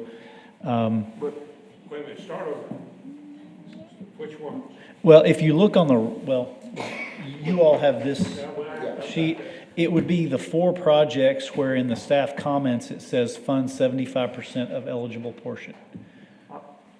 It's not on your screen, but so it would be 17 West Beauregard, 416 South Oaks, 641 South Chadburn, and 643 South Chadburn. I'll note on 416 South Oaks, it does not have DHRC approval, but they have the elements of sidewalk and landscaping that don't need DHRC approval, so that was the staff recommendation on that particular project. But we've said that fire sprinkler and stuff is also part of being able to inhabit a building. I'm not totally against doing sprinklers. I'm not either. Yeah. And I think that. John Mark's motion died for like a second. So I would rather try this. And I'm gonna make a motion that we approve all projects at 75% of staff recommendations with the option to review, the projects, and if the other projects receive DHRC approval next month, we can look at them. So you mean the 4 projects that? All projects as presented at 75% approved. That's my motion. So taking So our 248, recommendation and cutting it 75% all by what you want to do. 75%. Cutting them off, cutting them off. All projects at 75% of what you recommend. I just calculated here, that would leave, if we took everything on that list, multiplied it by 0.75, that would leave $63,813.50 to allocate to the remaining projects. That gives us some wiggle room for next month to look at either fully funding more of those, or if any of the DHRC projects are approved. That's my motion. What are you doing to sprinkle, what happens in the sprinkler system? You Still said funded at 75%. 75%? Of the staff recommendation, which is already That allows them to get 50%. the buildings up, but we gotta have a second or discussion, so, or it dies.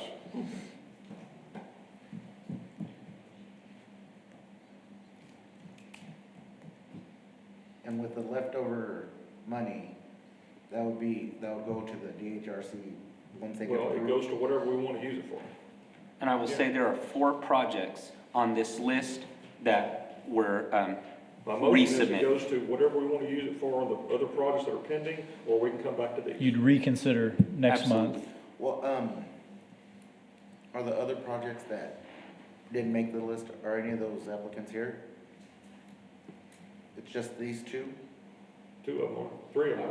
Well, they're together. 3 are, yeah. Yeah. Or 4, yeah. You have at least. Yeah, Mr. 3. Pfluger has 2 Yeah, applications. 3. This gentleman over here and a half. The Yes. 3 are here. These people made time out of their day to come over, because obviously this is important to them. Yeah. 3 of them are here. And, I'm just looking at, like Jay Wilde, she's not here. I mean, she's not here to represent her buildings. I'm not against helping her, but maybe she can go with the next road down. And we'll free up $28,000 for these 3 that are here. And I think once approved by the DHRC, the money that's available left should go to these 3 applicants. And we've just had staff be able to confirm that those 3 do have pending applications in for the DHRC for February. So, And I also have one for 109, but I just also have the sprinkler system. I cut mine down, just to make that better for it. Mr. Cummings, I got a question, and you made a good point. I totally agree with you to a certain point, like having a sprinkler system, you don't want to read about something burning down. At the the same time though, as us business owners here. John, could I ask you to, we're on recording, so if you're welcome to speak, but you need to come to the microphone. Is that okay?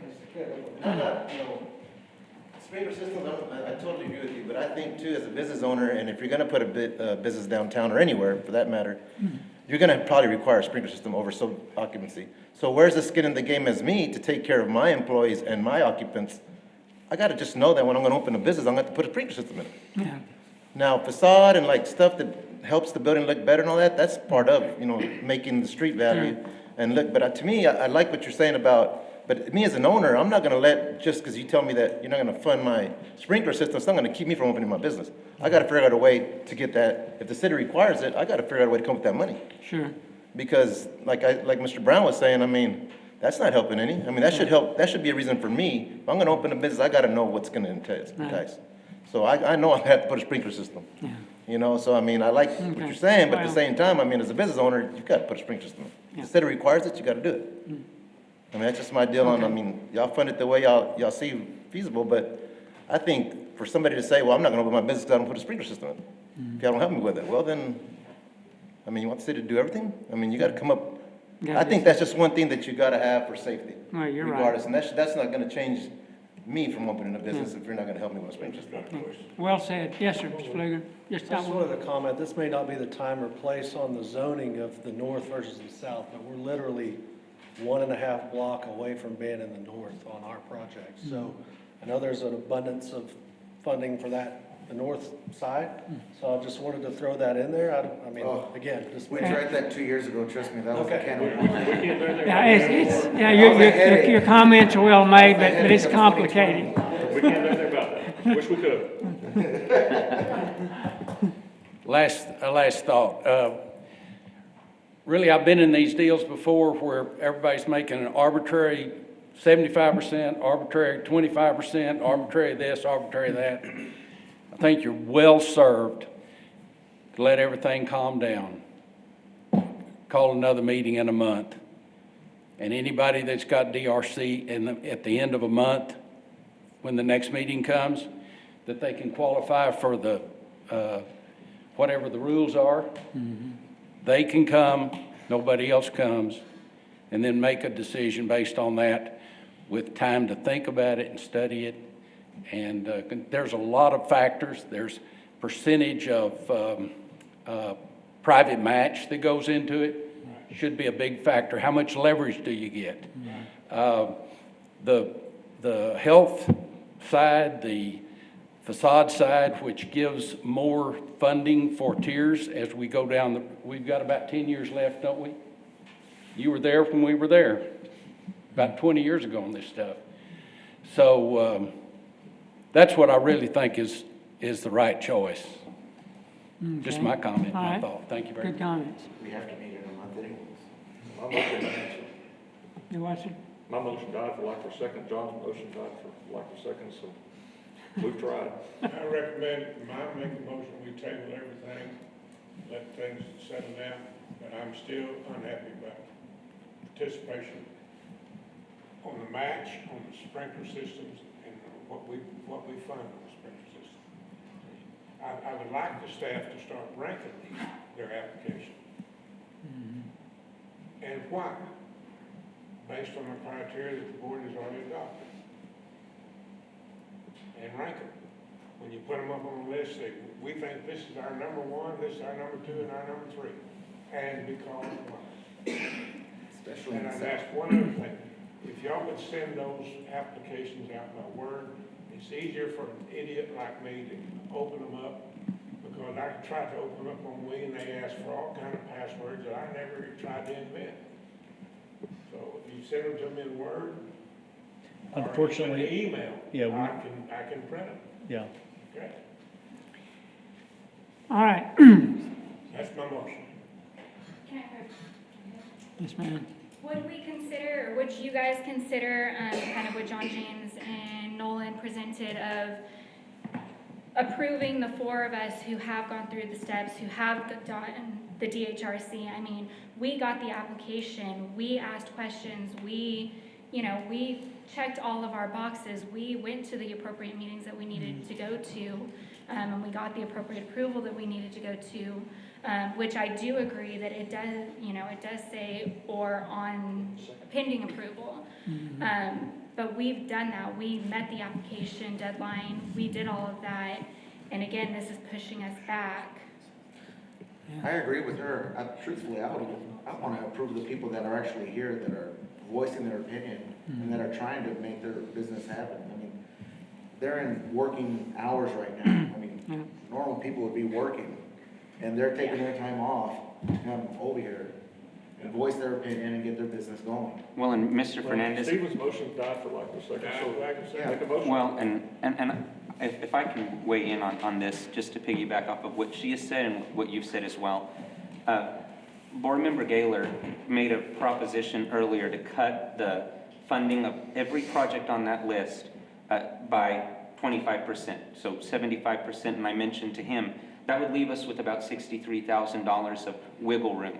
You mentioned that there are 3 applicants here today. If we came up with a solution where we took that $63,000 and divided it among the 3 applicants here today, only if those applicants are agreeable to that, we could allocate, $20,000 to each applicant as a grant for their project, the facade improvements, pending approval by DHRC. Only if they're agreeable to that. Alternatively, we can come together as staff and review the applications in greater detail and revise the recommendation. I just want to preface that with the board saying that what you're seeing today may change, because we could very likely come with one of the projects and say, Mr. Pfluger's project is worthy of 75% funding or full funding, and it could knock a project that's on this list out of contention and potentially harm someone that has worked their way through the process. So my recommendation would be if we took all of these here and multiplied them by 0.75, leaving 63,000, and based on what Mr. Fernandez has alluded to, dividing the 63,000 remaining among the 3 applicants that have shown up here today for a grant of 21,000. The 4 Well, there's 4. Mr. Pfluger, So, Mr. Castillo, and the Burks. and that's, And Zetzman. Yeah. So it would actually be roughly 15,000 per applicant. Now, the applicants that are here like us, are any of us, are all of us facade or anybody sprinkler? Well, I mean, are we all facade? Whoever works facade. So most of us I've got facade as well as sprinkler. got both. So you probably just got one or the other. If I had one or the other, I prefer fire. So I like Mr. Brown, I mean, So if we're gonna help her with the sprinkler, she said she would be happy with just that. That's the reason that I said 3, because I assume Ms. Zetzman would just have the sprinkler award. Okay. oh, because she's already on the list, right? That's correct. So then going back, so that brings it down to 3. For a grant of 20,000 per Each. Per, applicant. if those applicants are happy with that, I'm. Only if the ready for a applicants motion. are agreeable to Here's that. where I have reservations about that. Our total project is 96,000. We were gonna come to the table with 30,000 of our own. That's correct. I would recommend to the board that the matches be revised to reflect the grant amount. So if they're going to, get a grant of 20,000, then the matches would be adjusted to reflect that. They would only be required to put the. well, you're 1.2 million, so how are you gonna do that? Well, Right. let me clarify one thing that maybe confuses this, but I think it needs to be said, is that when you approve a project, you're approving their proposed project. So if you cut their funding, that doesn't mean they have to do less. They still have to do the whole project that they proposed, you're just funding less of it. So in other words, unless you recommend that in your approval, it's not cutting any of those expenses out, it's just you giving them less of the funding for it. Okay, I'm gonna look at the staff one more time. I think, Pull this together, but I mean, I like kind of what I've heard from everyone, but I don't have a consensus, so. I Pull it think together. Nolan's option is one that you could do, taking on Mr. Gaylor's 75% and then splitting the rest. I still would suggest possibly tabling this, but I understand the 3 projects that have DHRC approval and the one that didn't need DHRC approval. that aren't fire sprinklers, those are, on our list, those are the top of our list because they did everything they were supposed to do. They're the highest priority projects on our criteria list. Which ones are those? 17 West Beauregard, How much?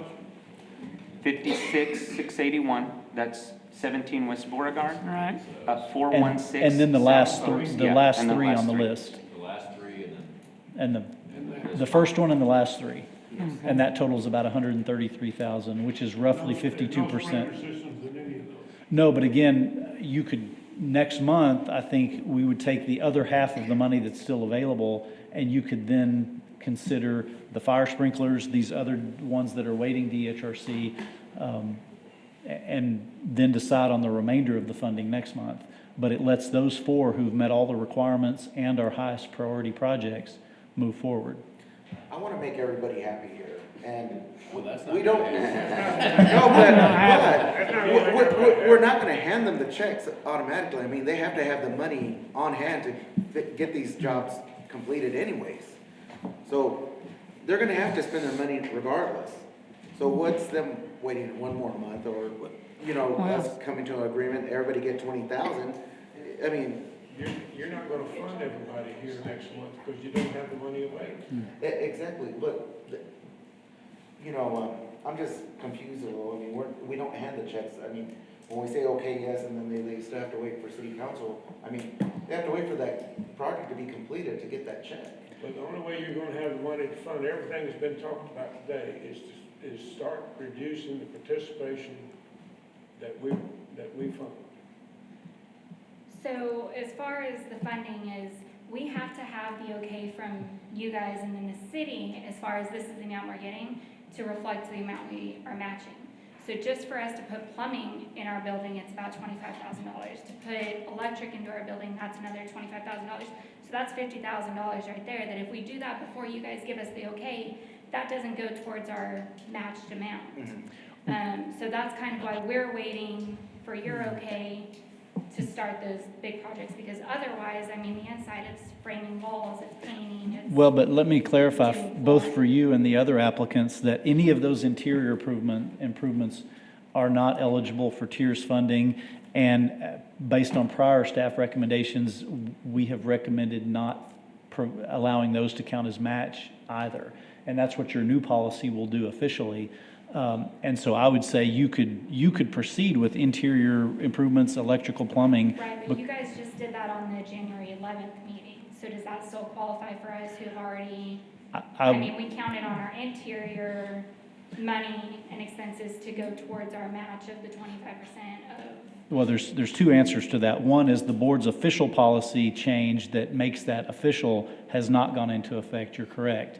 However, for the last at least 3 years, we have always recommended not counting that as match, and that's what the board's decision has been.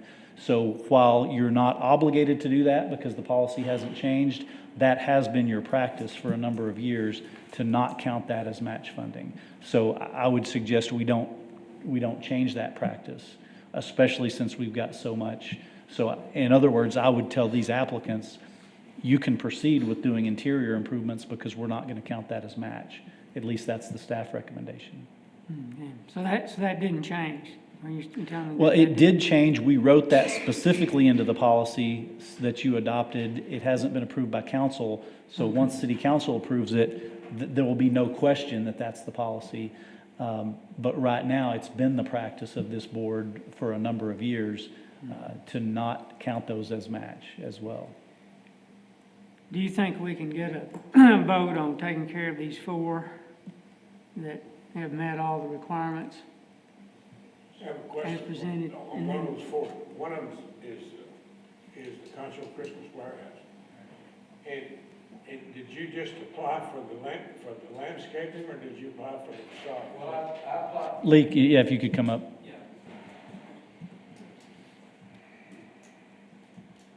Mine is unique.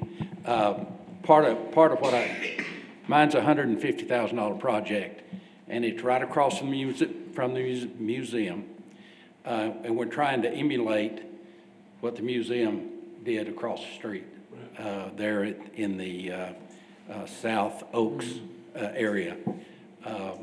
The sidewalk part of it has trees and that sort of thing. That doesn't require DHRC. The big expense, of course, is the facade.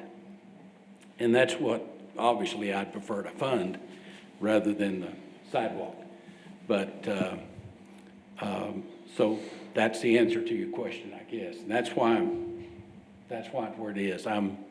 My total project's $150,000, and my expenses that qualify are around $70,000. And so they're allocating here $21,000 against that.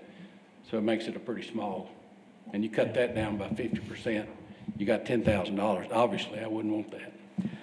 And so one option would be to only fund the 3 facade improvements that have met all the qualifications, which would be the first one on the list and the last 2.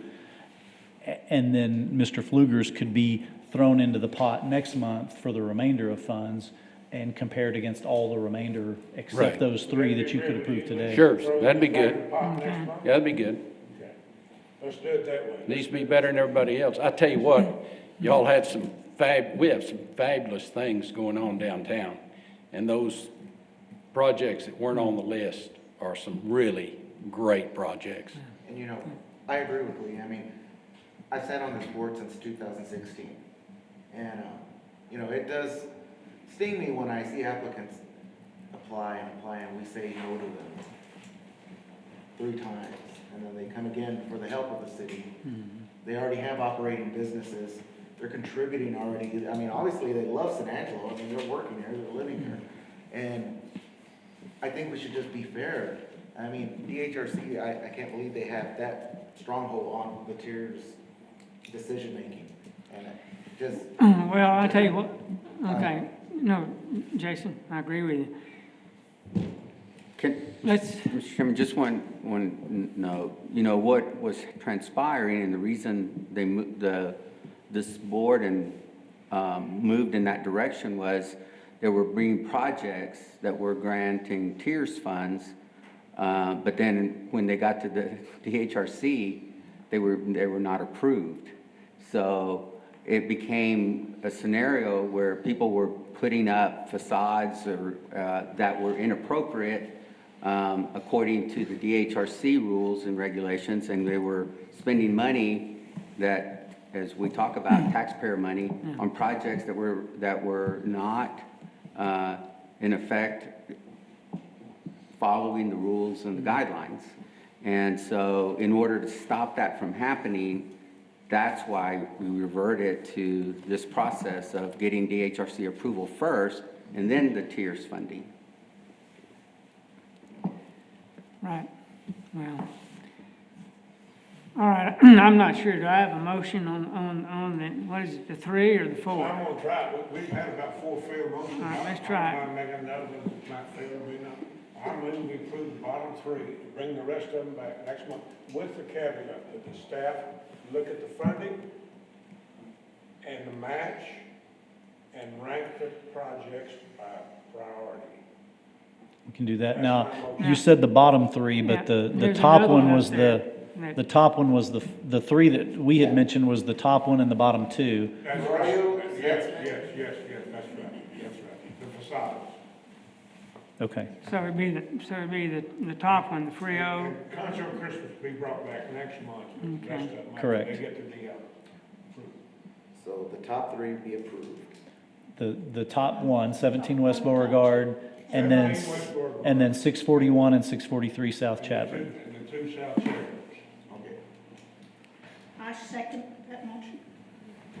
You sure been quiet over there, Doug. Where have you been the last hour and a half? Well, I'm taking it all in.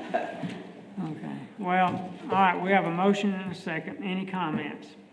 And let me say this to everybody in this room, that I've served on this board, I don't know how many years now, 5 years, 6 years.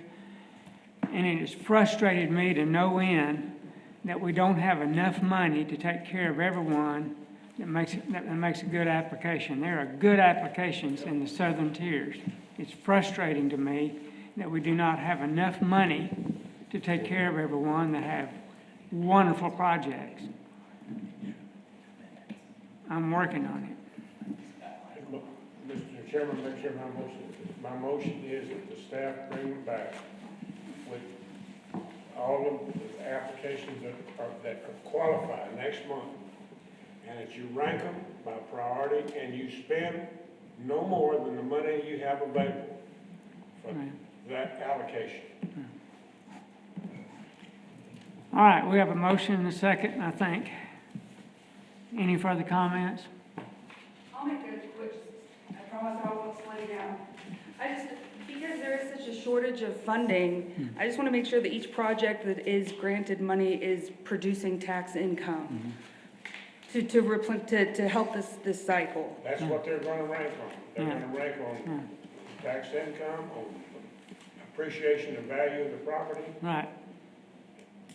Okay, very good. I just wanted to make sure I like that. that. I mean, the market, the yogurt, I mean, you're bringing people downtown, you're bringing money downtown. I don't know if all of these projects are or aren't, but I would suspect that some aren't, that it's more of a personal improvement. I'm not sure. We'll definitely. That's all. Well, your comment's well made, and that is taken into consideration, trust me. All right, we have a motion and a second. Any other comments? All in favor, say aye. Can I make a comment, just, or a question, a dumb question? If you could come to the mic.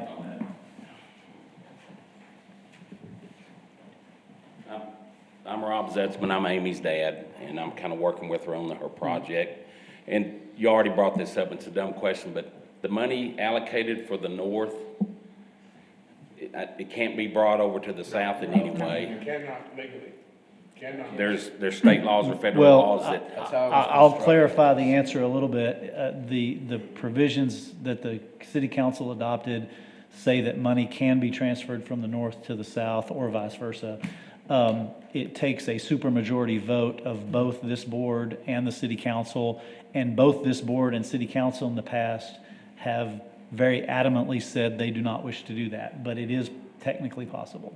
Well, but I know when those comments are made, they weren't able, but I think there's an element of frustration that has evolved over several years, and so I think you've gotten your answer, but that's the reason I'm saying that You've got way more many people applying downtown, and that's what y'all there's are a wanting. way, but We would love to do that. I didn't know that was even possible. It takes 6 votes. How could that process be started? Could it be brought up again to be voted on, or? Well, It probably depends on the project. Your comment's well made. Let me say that it is out there somewhere. It's being worked on. Now they've got 10 times as much money on that side. We're with you. I know y'all know that. It generates more money each year too. Yeah, but you have very few applicants. I don't know what it was last period, but from what you presented, there was only one applicant on the north this time, and a bunch on this side. And that's why I would rather see businesses come down to town instead of nonprofits like, a lot of city owns those businesses downtown. Yeah. And they're in there, and they don't pay no taxes. Yeah. It's just, we need more business downtown. Your comment's well made, and it's being worked on, all right? Okay. Just leave it at that. All right, thank you. Thank you. Did we have a vote? We do have a motion and a We second. have a I motion don't and a believe it's second. been voted. All right, we're ready for a vote. All in favor, say aye. Aye. Any opposed? No. Okay, so. 5-1 5-1, passes, right? okay. You voted yes? No, I'm asking, I'm doing that. Oh, okay. We're done with that, so I'm moving. Okay. As the chairman, is Jim allowed to vote? Yes, absolutely. Okay. All right. Doesn't You count for much, made but something I did not know of. I did not know that we could move money from the north to the south. Well, let me say this. I don't think you can move money from the north to the south, but you can fund projects in the south with north monies, but with a supermajority vote. So what do we have to do to be able to do that? It's 6. Let's let that be a. I think what I can do is I can bring that as an item on the next agenda for discussion. Let's And bring it up. Okay, let's do that. Right on, I want yeah. that on the agenda next time. I want it to be good. Okay, but now, I'm speaking to the staff now. Do we want to Let's cover don't the forget minutes? about anyone on this sheet that's Oh. already here, Yes. all right? So in terms of prioritization, give them, make sure they're, So with the money left over, we're gonna, with DHRC approval, we're gonna try to help them out next month.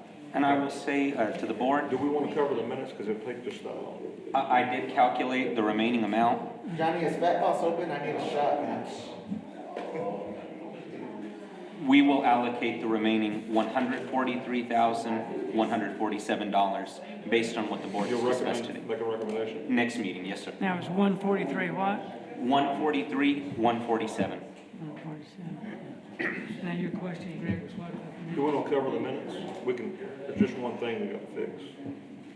We tabled the minutes, we want to fix it. I think we tabled them so that we could correct them, because I think we found some things we need to correct as well. So we're just tabled them to the next meeting, is what y'all voted on. They're gonna resubmit them. Okay. They're gonna resubmit them. All right, let's see. Anything else? Just a minute, let me look at this. My sheet is gone to, all right. Hopefully I can make sense of all this. Your report. Well, I'm down to the director's report. Yes, and I don't have anything to add. Okay, next meeting, unless something comes up, will be February the 22nd. The chair adjourns this meeting. Thank you.